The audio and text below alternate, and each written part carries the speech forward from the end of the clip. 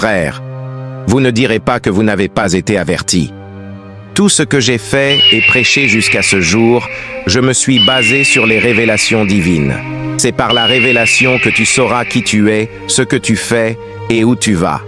Sans les révélations, tu peux aller contre Dieu malgré ta bonne intention et tu recevras un châtiment. Pour tout acte, en plus de ta bonne intention, cherche à connaître la volonté de Dieu.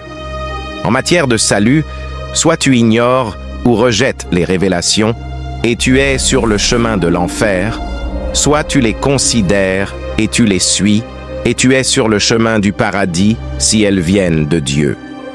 Le réveil des 10 vierges de Matthieu 25 est là. Et quand un réveil éclate, des ennemis apparaissent. Ils ne veulent pas de révélation. Ils afficheront un semblant de prudence.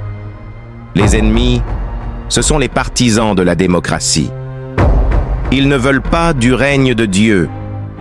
Les ennemis ne comprennent pas les révélations. Mais à un moment, ils se refroidiront. Certains prieront et chercheront à produire des dons spirituels comme des magiciens ou des savants inventeurs. D'autres chercheront à savoir ce qu'ils doivent faire pour recevoir le Saint-Esprit et les dons spirituels. Quand tu as un don spirituel, ce n'est pas à toi de pousser Dieu à t'utiliser. Reste dans les limites du message et marche selon les révélations que Dieu te donnera. La marche dans la maturité, c'est par le moyen des rochers, qui sont les révélations. Pour la première fois depuis Moïse, depuis la Genèse, un homme parle des choses qu'il ne connaissait pas, sans songe ni vision.